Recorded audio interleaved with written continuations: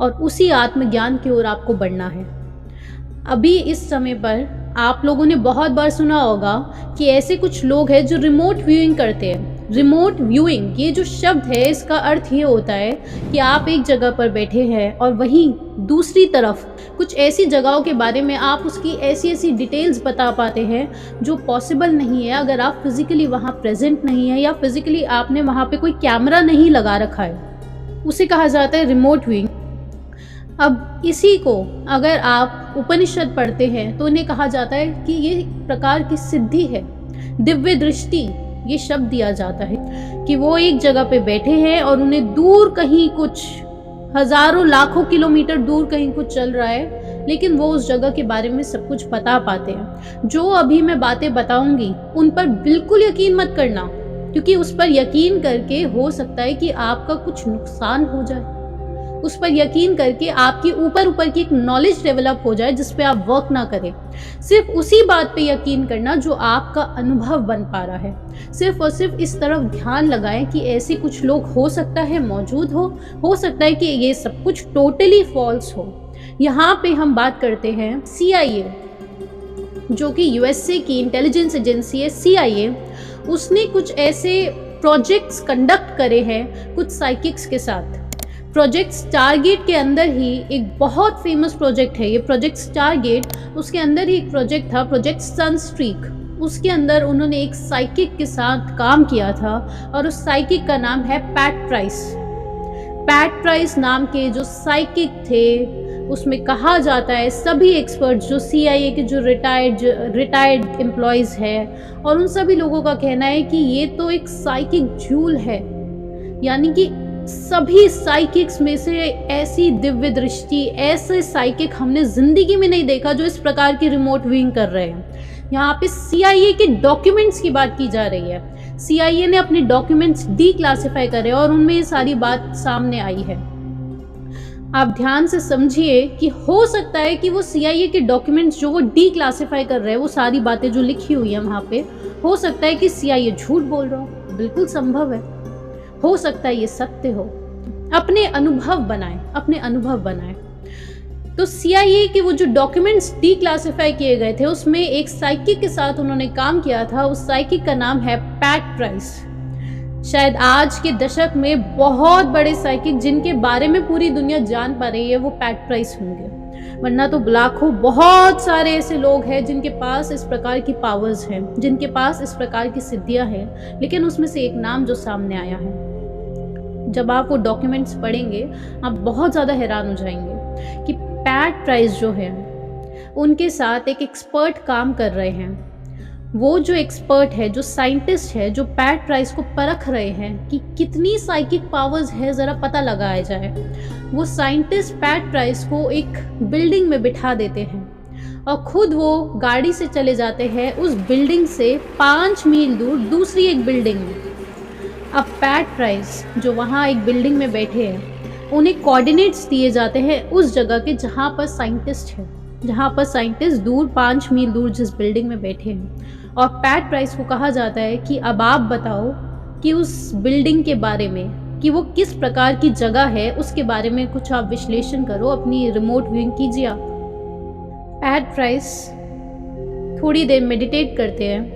PAT price के जो documents declassify हुए हैं उसमें उन्होंने लिखा है कि मुझे दिखाई दे रहा है कि वहाँ पे एक सर्कुलर स्विमिंग पूल है और वो जो सर्कुलर स्विमिंग पूल है वो 110 फीट का है। उसके बाद पैट प्राइस लिखते हैं कि मुझे ये भी दिखाई दे रहा है वहाँ पे एक रेक्टेंगुलर स्विमिंग पूल भी है और उसका साइज है 60 फीट बाय 80 फीट का। सोचिए ज़रा, हालत सोचिए कि वहाँ पे जो सामने लोग बैठे हैं उनको क्या महसूस हो रहा होगा। यहाँ पे डायमेंशंस बता रहा है कोई इंसान दूर किसी बिल्डिंग का, जहाँ पे उसे कुछ नहीं पता, सिर्फ और सिर्फ कोऑर्डिनेट्स हैं उसके पास। फिर उसके बाद पैट प्राइस बोलते हैं मुझे दिखाई दे रहा है कि वहाँ पे वाटर स्टोरेज टैंक्स है, साथ ही में पंप्स भी दिख रहे हैं, तो ज़रूर ये वाटर प्योरिफिकेशन प्लांट है।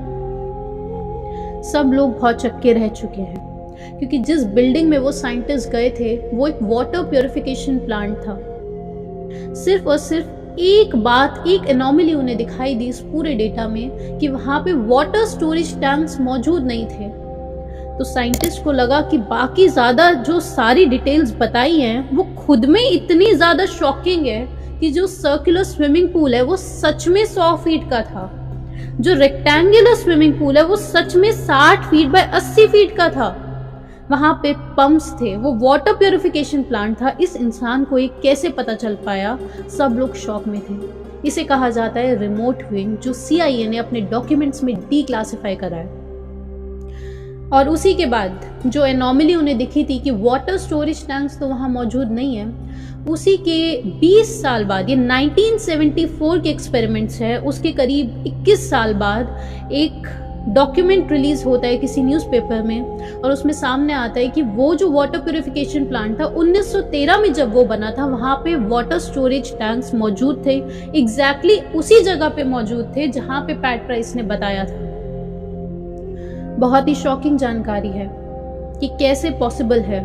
अब इतनी बड़ी बात कोई बता रहा है तो जरा सोचो कि CIA अब नेक्स्ट स्टेप क्या लेंगे। CIA है, USA की इंटेलिजेंस एजेंसी है, USA अपने सबसे बड़े दुश्मन USSR रशिया, उसी को स्पाई करने के लिए इन साइकिक्स का इस्तेमाल करेगा, ये तो बात फॉर श्योर है। एग्जैक्टली ऐसा ही CIA ने करा। उसके बाद उन्होंने बिठा दिया पैट प्राइस को और कहा कि ये लो भाई कोऑर्डिनेट्स, अब आप हमें बताओ कि ये क्या हो सकता है। पैट प्राइस को कुछ नहीं पता कि कौन सा देश है, क्या है, कुछ नहीं पता, सिर्फ कोऑर्डिनेट्स है, और इसको शब्द दिया जाता है कोऑर्डिनेट रिमोट व्यूइंग। अब पैट प्राइस ने दोबारा से ध्यान लगाया और उन्होंने कहा कि मुझे दिखाई दे रहा है, आप लिखेंगे गूगल पर pat price drawings, ResearchGate के आर्टिकल्स आपके सामने आएंगे जिसमें ये सारी पैट प्राइस की ड्राइंग्स भी मौजूद है इंटरनेट पर। उन्होंने कहा पैट प्राइस ने कि मुझे दिखाई दे रहा है एक गैंट्री है, 2 स्टोरी बिल्डिंग पे मैं बैठा हुआ हूँ। सबसे पहली चीज, बहुत ही सनी डे है और मुझे बहुत अच्छा लग रहा है, माउंटेन्स के बीच में, रिवर है कहीं साइड में, मुझे बहुत अच्छा लग रहा है उस सन के बीच में। 2 स्टोरी बिल्डिंग पर मैं हूँ और साथ ही में मुझे दिख रही है एक गैंट्री है, एक गैंट्री क्रेन है, उसके 8 व्हील्स है। ऐसा पैट प्राइस ने कहा कि उसके 8 व्हील्स हैं, वो मुझे दिखाई दे रही है। और वहां पर जो सारे लोग बैठे हुए थे CIA के, वो काफी ज्यादा शॉक में आ गए। उनके पास क्योंकि एक स्पेस से ली गई एक फोटोग्राफ थी उस रशिया के, जो वो असलियत में रशिया के न्यूक्लियर साइट थी, उस बेस की, रशिया के सीक्रेट बेस की उनके पास एक फोटोग्राफ थी जिसमें गैंट्री क्रेन दिखाई दे रही थी। तो उन्होंने सोचा था अगर पैट प्राइस इस फोटो वाली बातों को बता देंगे तो हम आगे कंटिन्यू करेंगे और उनकी बात तो सत्य मानेंगे। अब पैट प्राइस वहां तक पहुंच चुके थे। अब सभी CIA एजेंट्स को लग चुका था कि जो वो बता रहे हैं वो सत्य ही है, क्योंकि फोटोग्राफ तो एग्जैक्टली वही बता रही है कि 8 व्हील्स वाली वो क्रेन वहां मौजूद है। उसके बाद पैट प्राइस कहते हैं कि मुझे एक बहुत करीब, उन्होंने साइज भी दिया था, 60 फीट का उसका डायामीटर है, एक स्फेरिकल बॉल दिखाई दे रही है, मेटल बॉल है, और ऐसा लग रहा है कि यहाँ पे कुछ रेडिएशंस में काम किया जा रहा है। इस प्रकार की पूरी एक्सप्लेनेशंस पैट प्राइस ने दी। और ठीक उसके 1 हफ्ते बाद रशियन न्यूज़पेपर्स में बात रिलीज हुई कि रशिया एक 60 फीट के डायमीटर वाली स्फेरिकल बॉल में अपने न्यूक्लियर एक्सप्लोजिव्स को स्टोर करने की कोशिश में है। ये सब कुछ बाद में, उसके बहुत बाद में रिलीज हुआ, 1 हफ्ते बाद। और पैट प्राइस ने उस जगह की बहुत सारी बारीक डिटेल्स बता दी कि रेल रोड मुझे दिख रही है, हेलीपैड मुझे दिख रहा है, ये सारी बातें पैट प्राइस ने बताई थी। साथ में उन्होंने अपनी ड्राइंग्स में ये सब कुछ ड्रॉ करके बताया है। अब आप क्या समझ रहे हैं इनसे? पैट प्राइस की ये सारी बातें सुनकर, ये सारी ड्राइंग्स देखकर हमें लग सकता है कि रिमोट व्यूइंग एकदम सत्य है, कि दिव्य दृष्टि जैसे हिंदी में कहा जाता है कि वो सत्य है। लेकिन आप इस बात को समझिए कि ये जो सिद्धियां हैं, ऐसे बहुत सारे लोग हैं जिनके पास ये सिद्धि होती है, लेकिन आप सत्य सिर्फ उसे ही माने जो आपका अनुभव है। और इम्पॉर्टेंट चीज आप ये भी समझे कि ऐसी बातें सुनकर अक्सर क्या होता है कि सब लोग एक रेस में लग जाते हैं। मुझे भी एक प्रकार की टेक्निक सीखनी है, मुझे भी ये दिव्य दृष्टि चाहिए। जरा अपने आप से पूछिए, इस दिव्य दृष्टि का आप करेंगे क्या? उस स्टेज पर आप जाएं। ये दिव्य दृष्टि कोई भी बड़ी बात नहीं है, ये 8 सिद्धियां कोई भी बड़ी बात नहीं है। यहाँ तक कि उपनिषद ये भी बोलते हैं कि 8 सिद्धियां तो मिल जाएंगी, लेकिन इनसे मुक्ति नहीं होती है। ये 8 सिद्धियां तो मिल जाएंगी, 64 रिद्धियां तो मिल जाएंगी, लेकिन इनसे मुक्ति नहीं होती है इंसान की। आपको मुक्ति की तरफ बढ़ना है और वही सही मार्ग होगा। आप अपना आत्मज्ञान बनाएं। ये सारी पावर्स एग्जिस्ट करती है, लेकिन आप तब तक यकीन मत कीजिए जब तक अनुभव नहीं है। और हमारे ऐसे कुछ अनुभव रहे हैं तो हमें लगता है कि ऐसा बिल्कुल 100% सही हो सकता है, क्योंकि हमारे बहुत सारे ऐसे अनुभव रहे हैं और आपके भी अनुभव रहे होंगे, लेकिन कभी किसी ने उस पर ध्यान नहीं दिया जो अनुभव आपको हुए हैं। साथ ही में पैट प्राइस ने एक और बहुत अजीब चीज़ के बारे में बताया कि माउंट हेज जो कि यूएसए में है, वहाँ पे अलास्का ट्रायंगल है, उसके ठीक बीच में माउंट हेज है। उन्होंने कहा कि उन्हें वहाँ पर दिखता है कि वहाँ पर अंडरग्राउंड में यूएस की जो गवर्नमेंट है उनके कुछ बेसिस बने हुए हैं, अंडरग्राउंड बेसिस, और वहाँ पे ह्यूमनॉइड्स मौजूद हैं। और ह्यूमनॉइड्स यानी कि एलियन समझ लीजिए, वहाँ पे ह्यूमन्स जैसे दिखने वाले कुछ एलियंस हैं। ह्यूमनॉइड्स जो हैं वो नॉर्मल ह्यूमन बींग्स के साथ ही काम कर रहे हैं। वहाँ पर वो जो ह्यूमनॉइड्स हैं वो टेलीपैथी से उनकी कम्युनिकेशन रहती है, ऐसा पैट प्राइस ने बोला था। अलास्का ट्रायंगल वही जगह है जहाँ पे बहुत सारे लोग मिसिंग है। ये बात ऑन रिकॉर्ड्स है कि अलास्का ट्रायंगल में बहुत सारे लोग मिसिंग भी होते हैं। पैट प्राइस बोल रहे हैं कि वहाँ पे कुछ सीक्रेट बेसिस हैं, वहाँ पे ह्यूमनॉइड्स मौजूद हैं, वहाँ पे एक्सपेरिमेंट्स चल रहे हैं, ह्यूमन बींग्स के साथ वो कर रहे हैं ये एक्सपेरिमेंट्स, ऐसा पैट प्राइस बता रहे हैं। और साथ में वो बोल रहे हैं क्योंकि वो टेलीपैथी से कम्युनिकेट करते हैं। तो जब मैं रिमोट व्यूइंग का एक्सपीरियंस अपना रिमोट व्यूइंग कर रहा था, उस समय ह्यूमनॉइड्स को पता था कि मैं वहाँ पर रिमोट व्यूइंग कर रहा हूँ, तो उन्होंने मुझे करने दिया। ये सारी बातें पैट प्राइस ने पब्लिकली बोल दी है। और उसके बाद आखिरी में कि पैट प्राइस की जो मृत्यु हुई है वो भी बहुत ही ज़्यादा सस्पिशियस है। ज़रा सोचिए आप, अभी सारे एक्सपीरियंसेस आपने सुने, अभी तक तो आपको बहुत सारी बातें समझ आ रही होंगी। ज़रा सोचिए कि CIA ने ऐसे किसी इंसान के साथ क्या किया होगा। आपको क्या लगता है कि CIA ने पैट प्राइस को क्या सच में मारा होगा क्योंकि उनकी सस्पिशियस डेथ हुई है, या फिर सच में उनकी मृत्यु हो गई होगी? सस्पिशियस डेथ इस प्रकार हुई है कि उनकी पहले क्रिमेशन कर दी गई, यानी कि उनका अंतिम संस्कार हो गया और उसके बाद उनकी फैमिली को इन्फॉर्म किया गया। अंतिम संस्कार पहले हो गया और बाद में फैमिली को इन्फॉर्म किया जा रहा है। अब आप खुद से सोचो कि आपको क्या लगता है CIA ने ऐसे इंसान के साथ क्या किया होगा?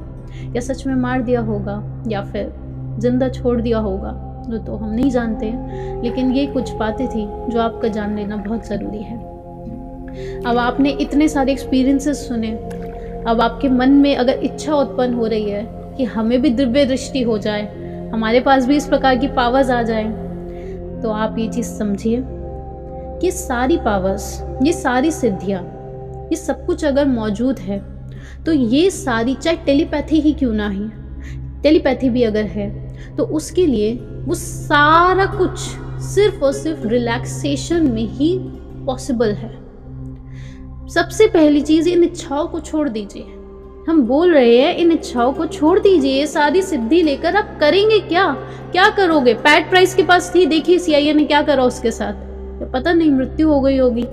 अब आप लोग बताएं कि आपको क्या लगता है, ये सारी सिद्धियां अगर आपके पास आ गई, ये सब कुछ आ गया, उसके बाद क्या करोगे आप? सोचो सोचो।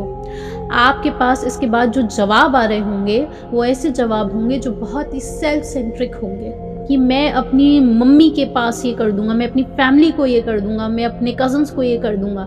ये सारे जवाब हैं। जब तक ये जवाब मौजूद है तब तक उस सिद्धियों को एक्सेस करना काफ़ी डिफ़िकल्ट है। जब तक आपके मन में वो एनिमी वाले एक फीलिंग है कि ये मेरा एनिमी है, मेरा दुश्मन है, तब तक इस सिद्धियों को एक्सेस करना बहुत मुश्किल है। जो भी टेक्निक आप कर रहे हैं, चाहे टेलीपैथी कर रहे हैं, उसके लिए सबसे पहले आपको रिलैक्सेशन में जाना है। और रिलैक्सेशन में जाने के लिए सबसे बेस्ट टेक्निक की हमने बात की थी वो है कायोत्सर्ग, जो अभी हम लोग प्रैक्टिस करेंगे।